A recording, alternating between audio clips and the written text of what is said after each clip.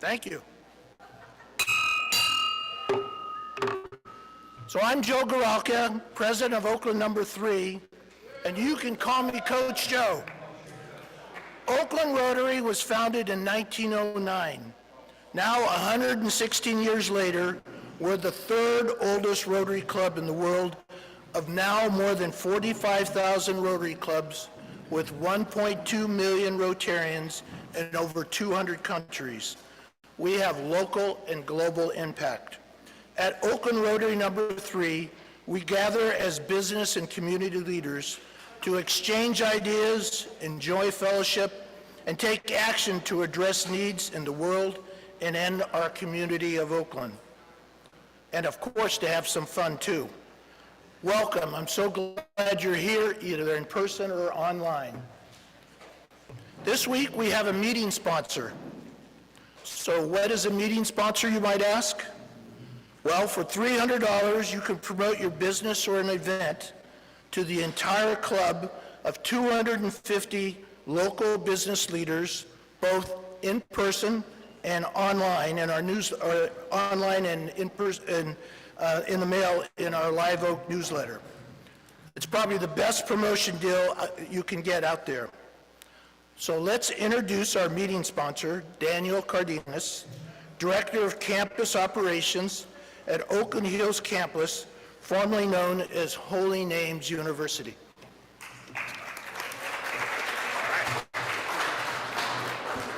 All right, well, thank you very much. It is truly a pleasure to be here and to sponsor the meeting this afternoon.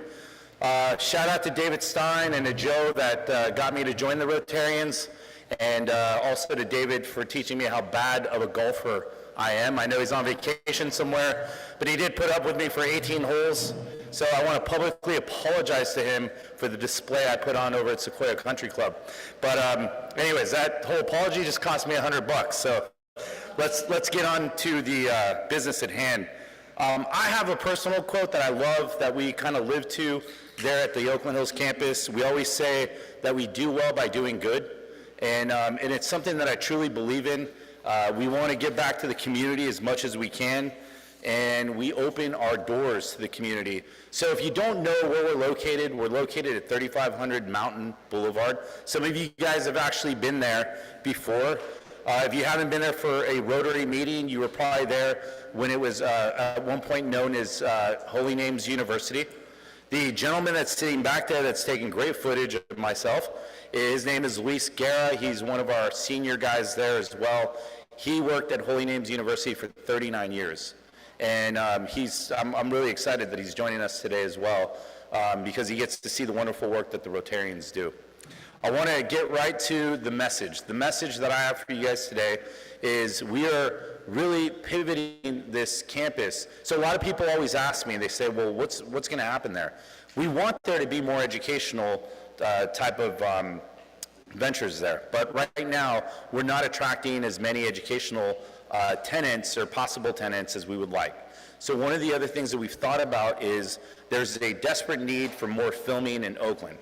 And I know that's a huge, jump from like, hey, education. But when you have 60 acres that's open, fully furnished, where you can walk literally from a gym, a Division II gym, into a classroom, a nursing simulation center, and then be at a full furnished library, and then jump from there into a 389-person theater, and then go from there into dorms, and then go into a dining area, all fully furnished, ready, pretty much turnkey ready for filming. So the film community has truly embraced us. We want to embrace them as well. I wanted to invite you all to come out to a wonderful event that we're having on Thursday, August 14th. The event goes from 5 to 8 p.m. And again, mark your calendars. Thursday, August 14th. I want to see every Rotarian there. It's going to be sponsored by Scott's Restaurant. They're going to bring great food. There's going to be great cocktails. We're going to have a live musician there as well. We'll have tours of the campus. And in addition to that, we'll have some industry professionals that'll be there speaking about filming and the importance of mobilizing more arts, music, and theater, and more importantly, filming in the city of Oakland, and we'll have some of our local dignitaries there as well. So again, mark your calendars, Thursday, August 14th. You're invited to Oakland Hills campus. We're partnering with Make It Bay as well. And the last thing I wanted to mention was, yes, 5 to 8 p.m. Thank you. And the last thing I wanted to mention was also mark your calendars for September 14th. We have a pediatric cancer event that Jack Black, the actor, has gotten behind. It's called Music for a Cure. It's in partnership with the Oakland Civic Orchestra, and this is going to be a really beautiful event. Also, all the proceeds from this event go to Sanford Medicine in the Children's Hospital. That is on September 14th at 4 p.m., and it's at the theater. And I want to see every Rotarian come out and support that event. It's going to be a beautiful event. We'll have a young warrior that is in remission, an 8-year-old named AJ, that's going to actually be leading and conducting the orchestra. So on that note, I want to say thank you to the Rotarians. Thank you, Joe, for having me. I think I may have gone over, charged me. I'll pay the extra. Thank you.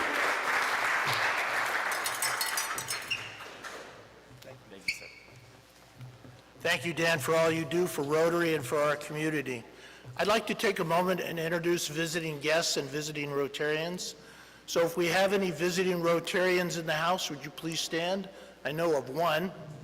This is my better half and president of the Delta Antioch Club, Martha Gorelka. Martha, welcome. I do love you. And then we have so many guests. If all the guests in the room would please stand and be recognized, I'd appreciate it.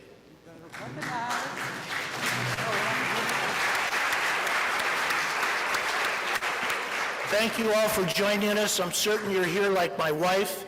Even though I'm president, she said I came to hear our speaker, not you. So now I'd like to welcome Moya Robinson, a seasoned 17-year realtor with Compass Bay Area, based out of Montclair, Oakland. Moya will give us a thought for the day. Thank you, Moya.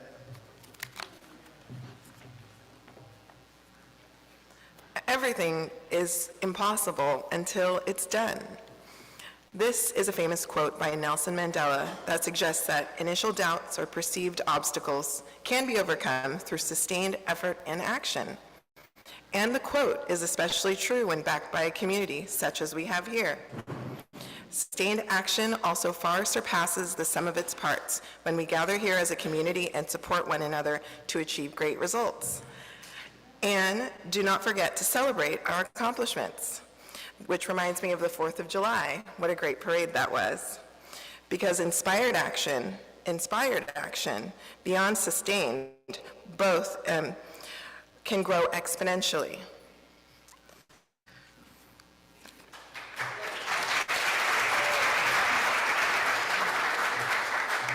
Thank you, Moya. I appreciate your inspirational thought for the day.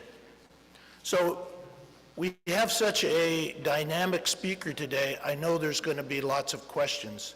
So in the interest of trying to get as many questions in the time we have, we're going to ask that you write your questions during the program. There's some pens and paper on your table, and if you'd get them to either Jason Weiselman, Jason Bodel, or Jason Schmidt, will you guys raise your hand out there? All the Jason. Would you guys raise your hand so people know where to get their questions?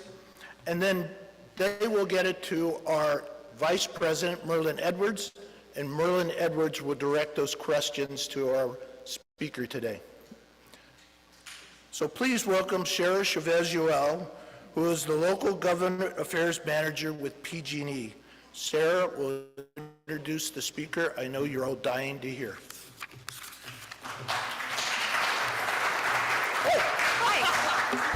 Thank you. I have the honor of introducing our CEO, Patti Poppe. Patti Poppe is the CEO of PG&E Corporation, which is headquartered like walking distance. We all walked over here. We have a beautiful view of the lake. I think it's the best view in Oakland, actually. Our 29,000 coworkers deliver energy to 16 million people across Northern and Central California and are helping lead the state's decarbonized future. Patti joined PG&E in January 2021 after 5 years as president and CEO of CMS Energy and its principal subsidiary, Consumers Energy. She previously served in other leadership roles at Consumers Energy as power plant director at DTE Energy in Michigan and started her career at General Motors. She is also the first female executive to serve as a CEO of not one, but 2 different Fortune 500 companies. And with that, it is my honor to introduce Patti Poppe.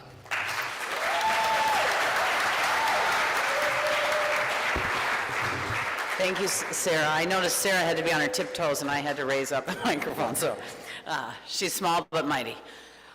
Thank you so much for having me here today. It really is an honor and a privilege, and we're proud to call you neighbors. I'm here to give you a pep talk. I am very optimistic about California and about actually the ability to save our planet. And so I want to just share a few of my thoughts and bust a few myths with all of you here today. So first of all, I think there's a lot happening in our world, but one of the things that is happening is more and more extreme weather and the effects of more and more extreme weather driven by climate change. And I personally came to PG&E because I knew at the forefront of the effects of climate change and the opportunity with a willing and active and engaged citizenry, we could in fact tackle climate change at scale. And nowhere better than PG&E to do that. So it was a big driver in coming to PG&E. You want me to raise the mic up a little bit? Yeah, thank you. A big driver for coming is because the planet is calling. And we don't have to look far to know the effects of devastating wildfire. And I wear a little ladybug on my jacket every day in honor of a little girl who died in a fire, the Zog fire back in 2020. She was in her car with her mother trying to get out of a fire, and both of them perished on that day. And I can't imagine anything more terrifying and more devastating. And so I put this pin on every day, a different ladybug pin, as a reminder of what we're actually up to. Phalo loved ladybugs. She had a ladybug collection. And I remember every day my commitment to her to make it right and make it safe. And the people of PG&E are working every day to make that true. And we've made real progress. And so today I just want to share some reasons to believe. Let's see here. Well, I'm going to skip through these. These are the reasons not to believe, but it's too hard. There's lots of quotes and comments and reasons why people think that tackling climate change is too difficult. But we believe that we can. And one of the first myths that I want to challenge is the myth that PG&E can't actually help. Some people believe that PG&E has passed its prime and doesn't have what it takes to tackle such a significant issue as climate change. And I'm here to tell you that we do have reasons to believe, and the most important reasons are these reasons, and they're my coworkers. I'm going to somehow back that up. Oh, geez. I think what's happening, there's a delay, and I'm getting trigger finger up here. Okay.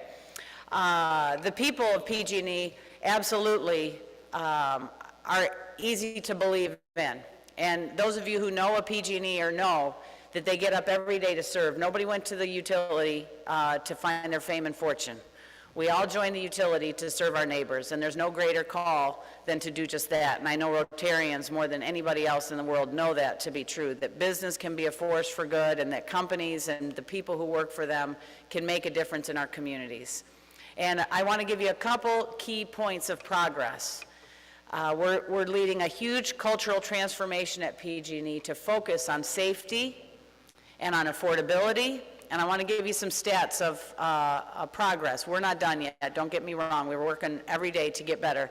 But number one of the most important statistics I want to share with you today is about my coworkers and their safety on the job. When I joined the company back in 2021, we were losing a coworker on the job about every 90 days. Someone died in the act of working for PG&E. That is not normal. And I think it was a symptom of the stress and the anxiety and the culture that had been created to react to challenges versus preventing them. And I'm happy to report today is our 896th day since our last fatality on the job at PG&E. Now, what I want you to take away from that is that the only people who can make that happen is the people themselves. My coworkers on the job every day choosing to do the job safely, choosing to follow the safety standards, choosing to put in the appropriate controls because they matter, because we value them and they value each other. And when we talk, we have a part of our purpose statement, we talk about leading with love at PG&E. And at first, when I said that to my coworkers, there was a little bit of eye rolling. In fact, some of you in the room might be rolling your eyes, but I can't see you from here. All I can see is love in the room. And what I'll tell you is the most important time to show love to a coworker is on the job when someone's about to do something unsafe. And I think that love is permeating our team and our culture, and that's a very meaningful statistic that we're going to keep rolling on that progress. The second thing I want to share with you is that I know there's been a lot of concerns about bills, and I'll take questions on that later in the talk. What I want you to know is bills are flat at PG&E year over year. And in fact, I just saw a report this morning that shows the energy bills nationwide are up 8% this year. And bills here at PG&E are flat. Next year, our bills are forecast to go down. Next year, national bills are forecast to go up 4 to 6%.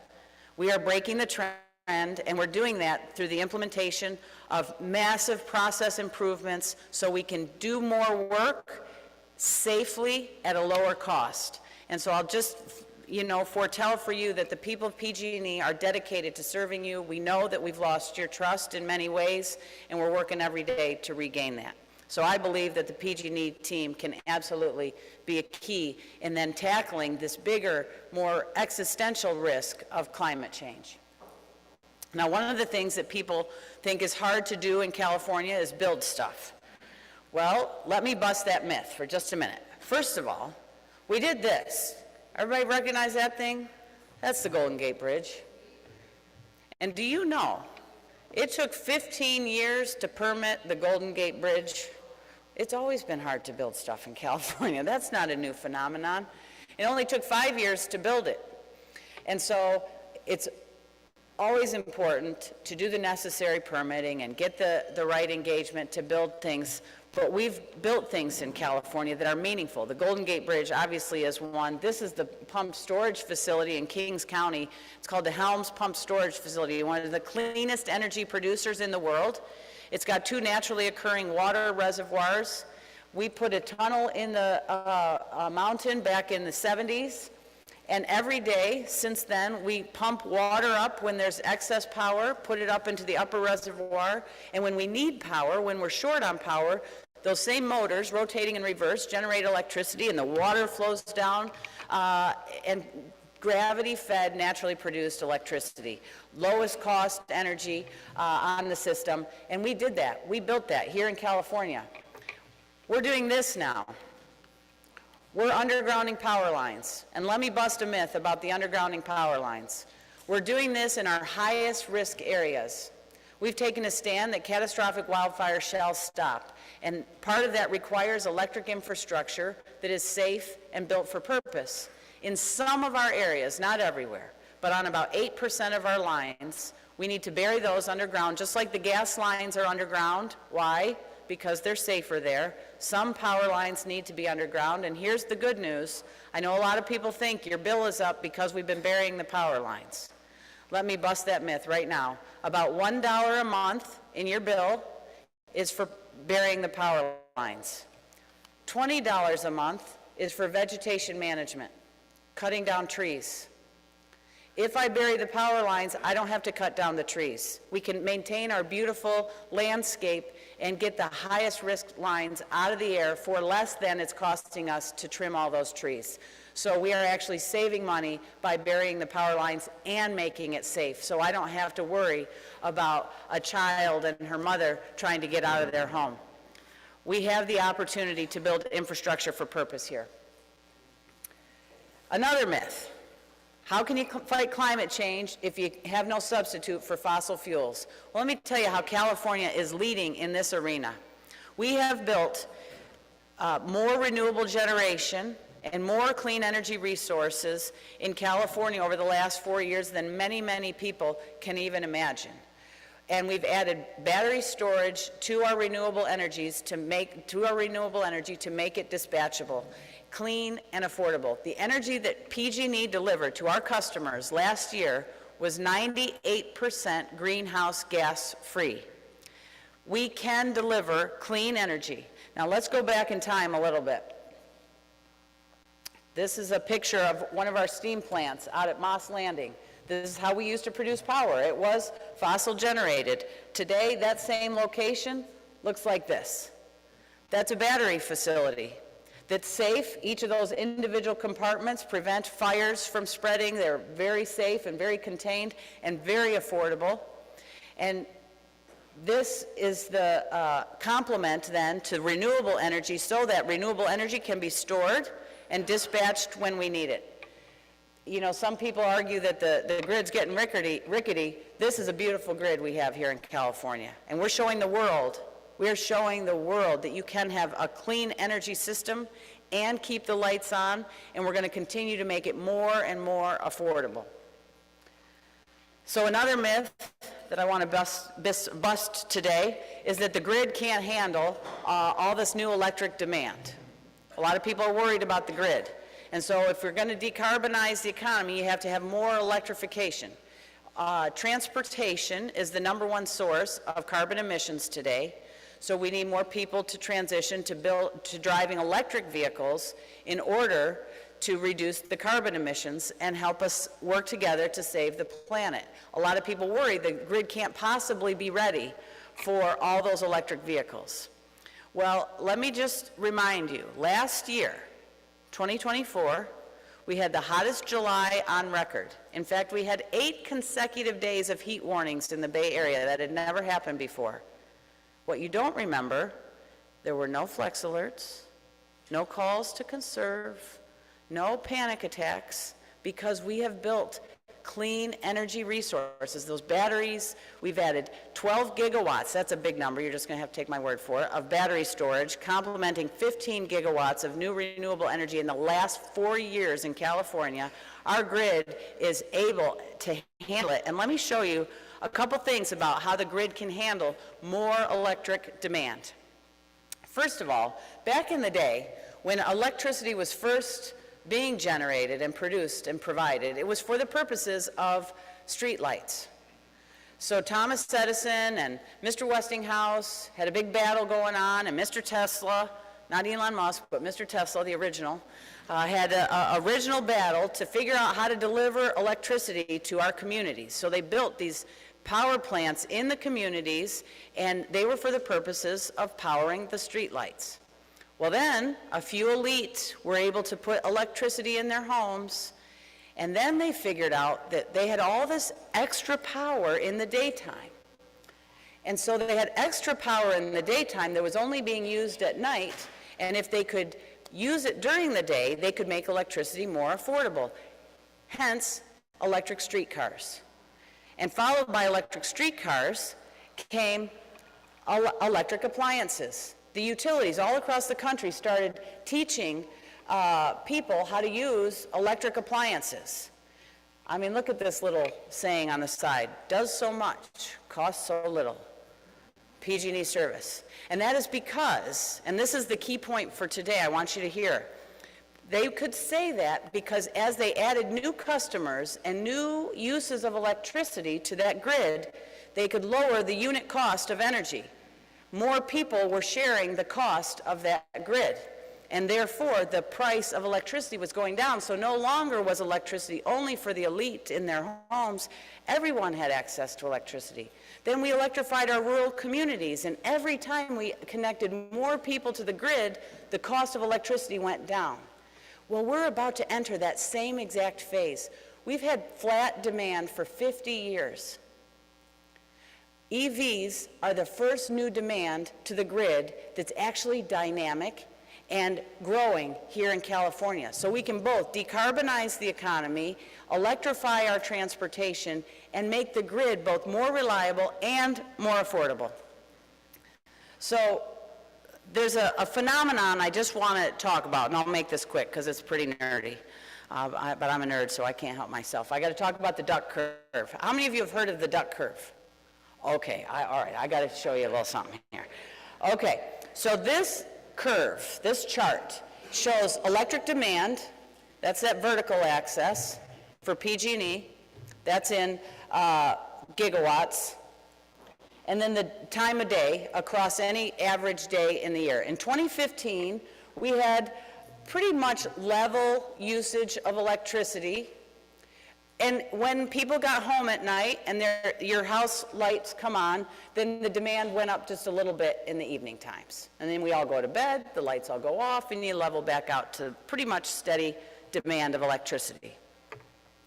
Well, then in 2020, the curve started to look like this. Now it starts to look like a duck. If you squint your eyes and follow that orange line, it looks a little bit like a duck, if you can see it. If it looks like a butterfly, you're going to have to talk to somebody else about that. This is a duck. So this was in 2020. Here's what's happening here.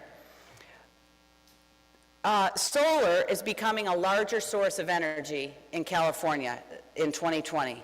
And so what happens, the phenomenon that solar causes, yes, it's abundant and has free fuel from the sun, but what happens is fundamentally people use less electricity wherever solar is being deployed while the sun is shining. But then you see when the sun goes down and we turn our lights on, we still have a pretty similar peak at night. We build the grid for that peak. So if that peak grows, we add infrastructure. When we can hold that peak flat or shrinking, then we can save money in building the grid. The unit cost of electricity has been going up over this period of time because we've been using less units. Think of it like back in the day when I was telling you they had extra power during the day. We had extra power. This was 2020. Here's what 2023 looked like. So in fact, what's happening in California today is we're paying Arizona to take power. We pay them to take our power because we have too much. So we're overproducing energy right now during the day. So the most important thing we can do today is actually use new clean uses of energy so electric transportation can actually fill up the belly of this duck. And the cool thing about cars, they charge in about 4 hours. Look, when we have extra power. If we have them charged during the day, then everybody wins. Not just the EV buyer, but everybody wins, because we can more fully utilize this grid of ours. So we have an objective at PG&E to get 3 million people driving electric vehicles. Right now, in our service area, we have about 750,000 customers drive electric vehicles. We have the highest penetration of EV usage here in California and in our service area. We have, in fact, last year in Santa Clara County, 42% of new vehicles sold were electric. So I'm going to encourage you all to imagine driving an electric vehicle. The total cost of ownership continues to go down. And I'll tell you a few more things about cost savings associated with EVs. But this is a really important story that I think people are confused about. They think more EVs means electricity will get more expensive. I want to bust that myth here with all of you today. More EVs means the cost of electricity is going to go down because we're going to fill in the belly of that duck. And you're going to sound so smart at your next cocktail party when you talk about the duck curve. People are going to go, ooh, that's impressive. So fundamentally, the question is electricity too expensive? Is energy too expensive? I just want you to know that there's a lot that we can do to more fully utilize the grid and lower the cost of energy. So let me run a video here so you can hear that in quicker Two things terms. are true So see how today. this goes. Demand for electricity has been essentially flat for decades, and we only use about 45% of our grid's capacity most days of the year. The future will look different, and that's good for everyone. Demand will double by 2040 from uses like EVs, homes, and data centers. We'll continue to invest in the infrastructure needed to serve customers with clean power. but will use more of the grid's capacity and lower costs for everyone. For example, say 5 people share a pizza and it's $10 each. When 10 people share the same pizza, it costs $5 each. Now, here's a simple equation that shows how customer energy prices are calculated. The costs of building the grid are divided by the overall amount of energy used to equal cost per unit of electricity. With higher demand increasing the amount of energy used, prices can come down for everyone. So not only can we decarbonize the economy, we can do it at a lower cost for everybody. I want you to know there's no reason to give up or be worried. The time now is to decarbonize. The data center, maybe you've heard some news about AI and people talking about data centers, and maybe data centers are a big tax on the grid and they're going to make energy more expensive. Actually, for us, because we've got this excess energy on the grid, we can build out and serve those data centers and reduce bills. We're forecasting anywhere up to 10 and maybe even 20% reduction in bills because we're adding new energy demand to the grid. This is great news. That new energy demand, I just want you to think for a minute. When I'm talking about a data center, yes, they use energy. We've got excess capacity available that we can serve them with, and they're paying new revenue. That new revenue that they'll pay will actually pay for us to modernize and decarbonize our grid. In the absence of that new load, it's us. We're going to have to pay to modernize that grid. So I'm super excited that we've got new customers for the first time in decades. This is a phenomenon that's happening worldwide, definitely happening across the country. But we here in California, we're the home of Silicon Valley. We're the home of Apple, Meta, Google, Tesla, NVIDIA. All of those companies are leading this technology frontier. As we power their growth, we get to lower everybody's bills. It actually can be a winning, virtuous cycle, and I'm really excited about that.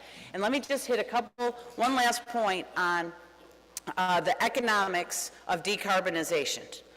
So it starts with, first, people using less energy, and I've just been talking about us using more energy, but think about the trade of electricity for gasoline. So gasoline is a less efficient fuel than electricity. So when somebody switches to an electric vehicle, mile for mile, they fundamentally use less energy if you're in an electric vehicle instead of an internal combustion engine. So number one, you're using less energy as we decarbonize. But number two, we're lowering our carbon emissions. So carbon emissions, which is a fundamental driver of climate change, we're forecasting can go down 65% by 2040 here in California as a commitment to the global attempt to lower carbon emissions. And ultimately, every customer in our service area then will spend 30% less on energy as we decarbonize. So not only can it be clean, it can be safe, it can be resilient, and it can be affordable. And so this is your pep talk for today. Yeah, thank you.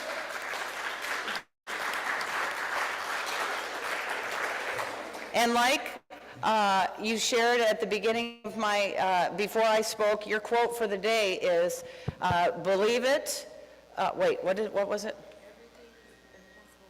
Everything is impossible until it's done. And I say, let's do this, right? And this is one of my favorite quotes, so to complement the quotes of the day, great is the one who plants the trees whose shade they may never know. And we at PG&E are definitely making decisions and building infrastructure for our children's children. And we want to know that we didn't kick the can down the road. This was our time, this was our era, and that we've done our part. Now, my only request is that we don't plant those trees by the power lines. So, with that, I'd love to open it up for questions.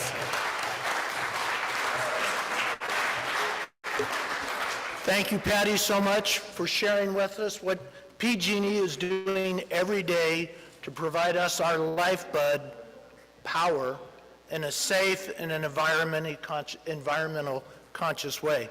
So Merlin, do we have some questions for Patti? Yes, we do. Do I get to blow the whistle or no? Okay. I'll take it. I'll take it. As a matter of fact, you will never be able to answer all the questions we have. So Okay. we're trying to go through them to Okay. pick the ones that I think are more important. Your 2027 through 30 general rate case proposal aims for the smallest rate increase in a decade while keeping combined bills flat through 2030. How confident are you in managing rising capital expenditures like wildfires, mitigation, and undergrounding without passing costs to the ratepayers? Well, that is a very informed question. So we did file a general rate case. That's where we file and request revenues. We filed that a couple months ago for 2027 through 2030. It's the lowest ask we've had in a decade. It actually, if we received everything we asked for, would hold bills flat from today. We don't always get everything we ask for. So it's very possible that our bills will go down as a result of that rate case. And let me tell you how that's possible. My team at PG&E has been implementing a lean operating system. That is born out of the best practices of all businesses that find ways to make the way they do their work more efficient. Let me give you one example. We do a lot of inspections on our power lines to make sure that they're safe and resilient against wildfire.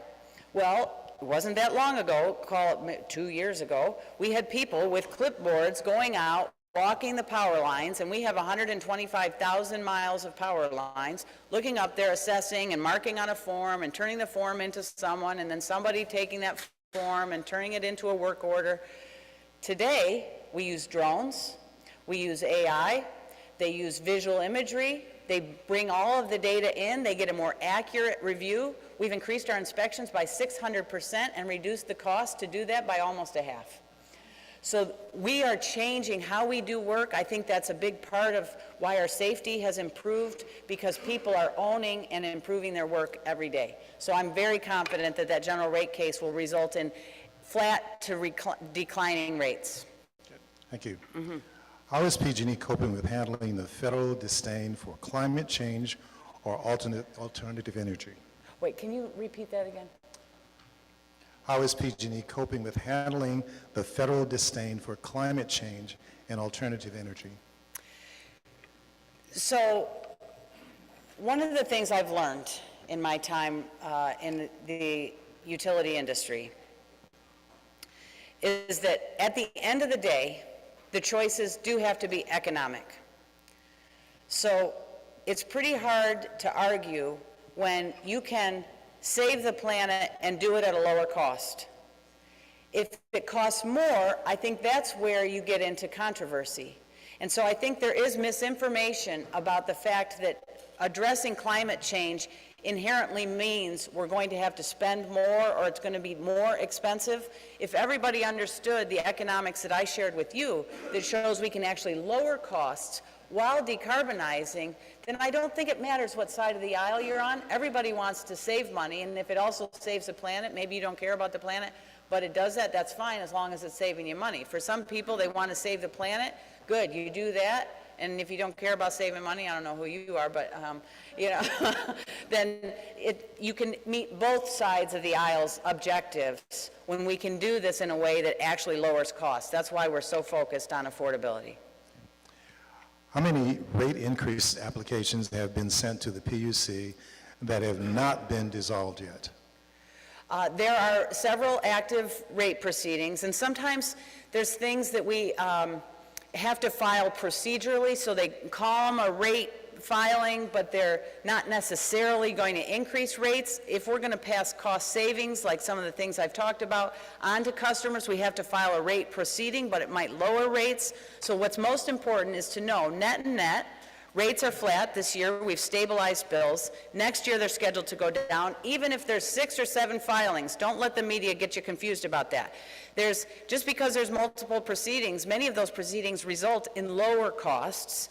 And then with the 2027 through 2030, we're talking about them actually going down even further. So we can do rate proceedings that result in rate savings, not just rate increases.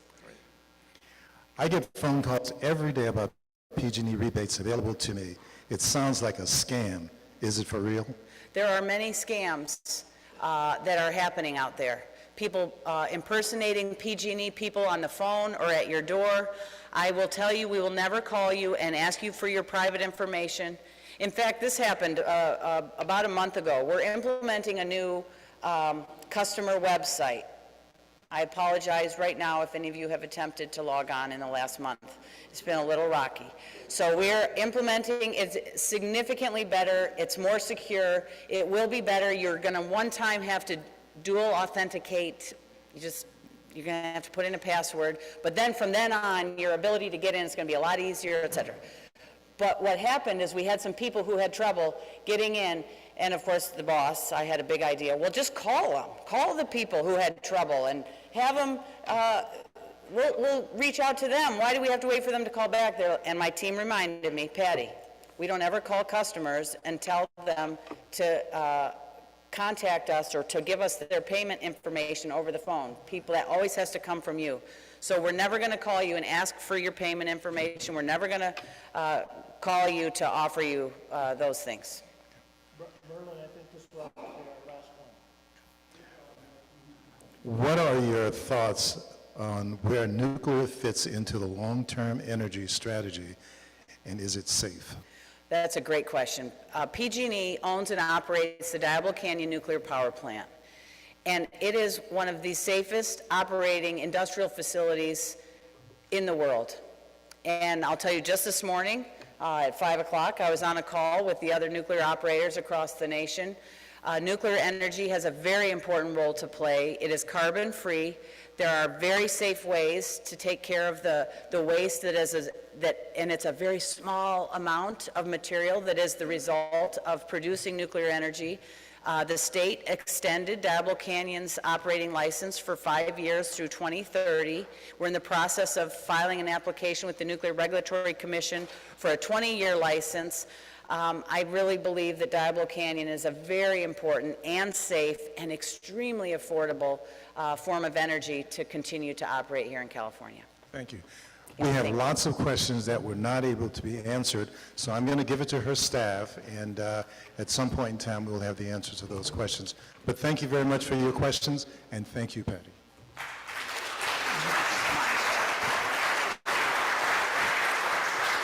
Patti, it's an absolute honor to have you with us today. Well, thank you for having me. And I'm I proud want- to be your neighbor. And I want to thank you for so generously supporting our local community and supporting our gala on a regular basis.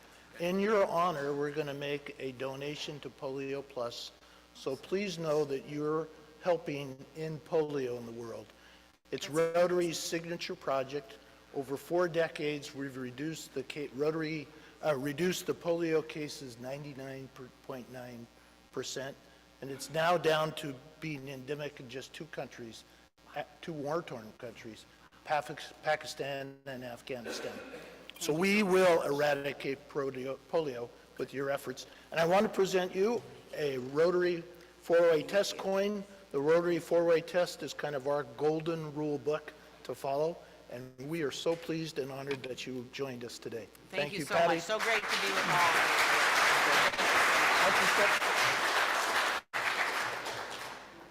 Thank you again, Patti. Now I want to welcome a new player to the team. Her sponsor is none other than Jack McAvoy. Jack McAvoy, have you heard of him? Jack, first I want to thank you for sponsoring a member this year, and I'm present you with a 4-way test coin. I think you know what the 4-way test is all about, and I appreciate it very much. Now please introduce us to our newest Oakland Rotarian. I think it's appropriate that we're introduce a new Rotarian today who's in the gas station business.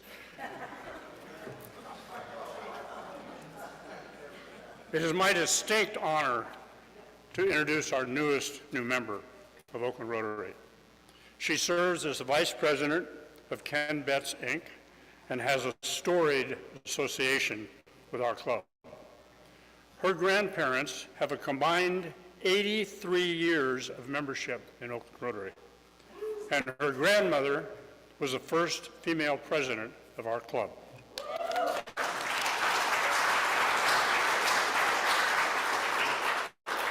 Two interesting facts. One, she played female rugby at Piedmont High. And two, she danced with the Oakland Ballet's performance of the Nutcracker. Please join me in welcoming to Oakland Rotary, Marissa Betts.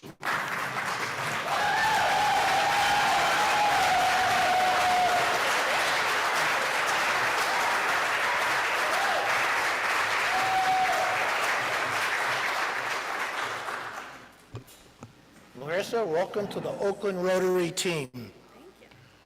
We need new talent like you to continue to be vibrant and active in our local community and to keep our winning tradition alive. And to give you, let me give you your Rotary pin. Where is it? Here it is, your Rotary pin. Thank you. That Rotary pin is recognized worldwide, and now you have 250 new Oakland Rotary friends and 1.2 million friends around the world, Rotarians as well. I have a packet here for you that includes that Rotary 4A test we talked about, which is our Bible, and I've also got here a cap for you. So welcome to the Oakland Rotary team. Thank you. I give you our newest Oakland Rotarian superstar, Marissa Betts. Welcome.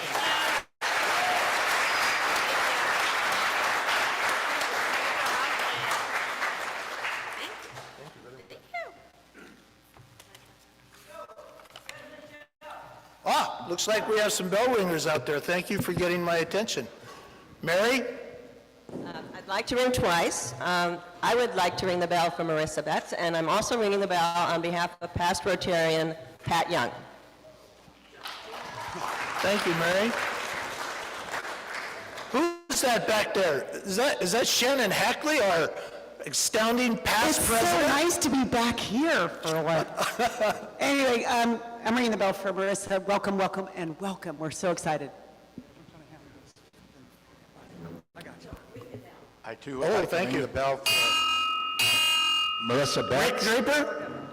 I'd like to ring the bell for Marissa Betts and Jack McAvoy. So is that 2 rings or 1? Are you splitting the rings? 2 rings, 2 rings. Jack? Oh, I'm coming to you, Alex. I think Jack wants to ring the bell. Great, I'm coming to you, Jackie boy. Alex Olson. Marissa Betts. Yay, thank you. Easy. All right, Jackie, I'm coming to you. Don't you sweat it. I'm so excited to have another Betts in the club because they've given a hell of a lot to this club over the years. So congratulations to the young one.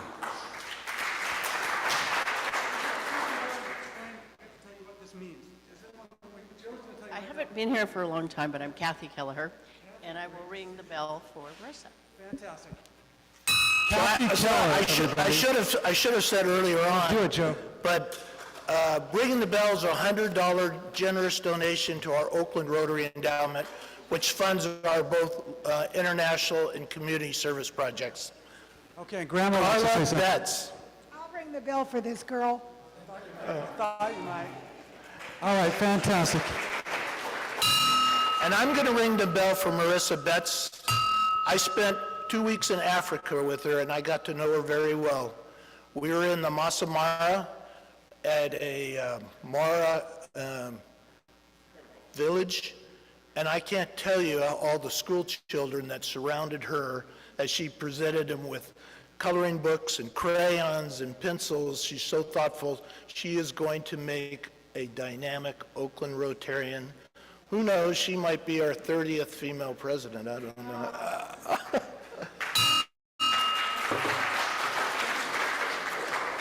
Now I'd like to bring up, is Mark Rosen, did Mark Rosen? No, okay. I'd like to bring up past president Michael Bruck.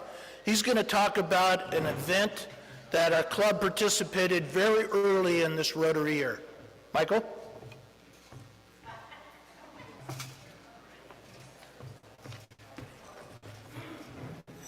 Thank you, President Joe, and I'd like to ring the bell for Marissa as well. The Oakland Rotary Club proudly participated in the annual City of Piedmont 4th of July Parade. This year's parade drew a large crowd that featured over 50 community groups, floats, bands, and local organizations. And the parade theme was Traditions Thrive in 2025. And our Rotary entry, celebrated our long-standing commitment to service and the values of community and volunteerism that are part of the American tradition. The Oakland Rotary float utilized the Ashby Lumber's flatbed truck, owned by our member Emily Morgan. It was decorated in white and blue bunting and flags, along with a giant rotary wheel. Carla Betts' bubble machine added to the festivities, along with the kids on the flatbed and the Oakland Rotaries riding their bikes alongside. There 37 participants included members, friends, families wearing Oakland Rotary hats. Hi, Mark. Who rode, cycled, or walked alongside the float and handed out our Rotary 408 test coins to the spectators. Members also carried signs highlighting the club's service to local and international communities. Past President Shannon Hackley rode in Dana Sack's Corvette, and President-elect Merlin rode in Dana Sack's wife's Nissan convertible. The Rotary float was pictured in the July 9th edition of the Piedmont Post, our local weekly paper, and on the city's parade video. A huge thank you to all the dedicated members who brought our float to life, especially Carla Betts and Michael Bruck for ensuring the club's participation, Carla for the decorations and flags and the signs, Gail Okama for leadership in decorating the truck, Dudley Thompson for the car banners and signs, Jesse Battle for making sure we had T-shirts, Steve Blair for gathering the cyclist, and President Joe, he drove the truck. Thank you, Joe. Now, I've saved the best news for last. The Oakland Rotary Club received an award for its float. And Mark, would you like to exhibit the float at this point? So this year was the 58th annual Piedmont 4th of July Parade. Carla Betts was a long time chair of the parade, and our current parade chair, Kathy Kelleher, former member here of Oakland Rotary, is the current parade chair, and she's with us today. I was honored to serve as a parade judge along with the mayor, the police chief, who was also our grand marshal, and a school board member, and yes, I did disclose my conflict of interest. The top three parade awards are the Highland Cup, the Highland Saucer, and the Highland Spoon. As some of you know, the parade travels down Highland Avenue, so we have the Highland Cup, Saucer, and Spoon, and it is my privilege to present to the Piedmont Highland Spoon to the Rotary Club of Oakland. This award recognizes the Rotary Club's values of service and its outstanding creativity in this year's parade. Congratulations.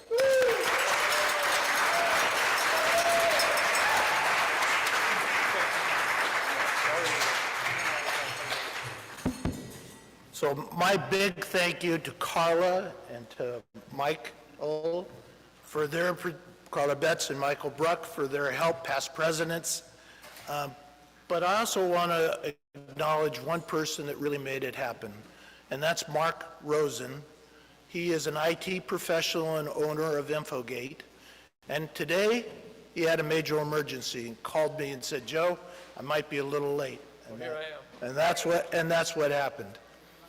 But I want to thank you, Mark, in a special way. I want to thank you for all your years on the fun, sport, adventure. I think you're adding more to that committee as chair.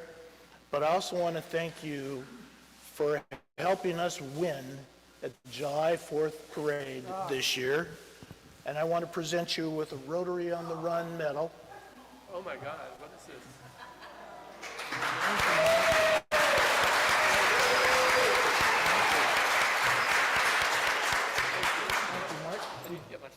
want to say a little something? You can join us I'm up here. embarrassed. You know, this was a real team effort. Come to the mic, Mark. All right. This parade was a real team effort. I mean, everyone here who came, who participated, photos, input, you made it happen.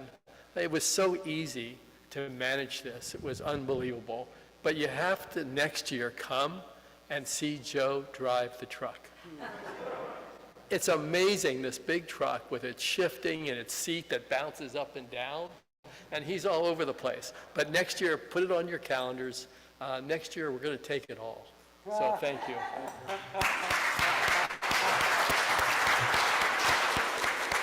Thank you, Mark. Thank you, Joe. Jack, if you wouldn't mind wandering over with this One just a minute. second, hold on, Joe, I got another.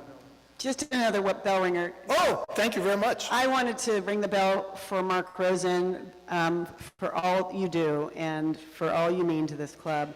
I also wanted to recognize Dwight Perry, who's a past district governor who donated a pile of those coins that we gave away to all the people during the parade, and it was a great time. Thanks, everybody. Jack, I want to present you a Rotary Won the Run medal. I know you'll display it in your case with pride. I want to thank you for sponsoring a new member to Oakland Rotary. Oakland Rotary can't survive without new members. Thank you. So Robert Rayburn, do we know who our next week's speaker is? I sure do, President Gorelka. Good Good afternoon, fellow Rotarians. Mark your calendars for July 24th.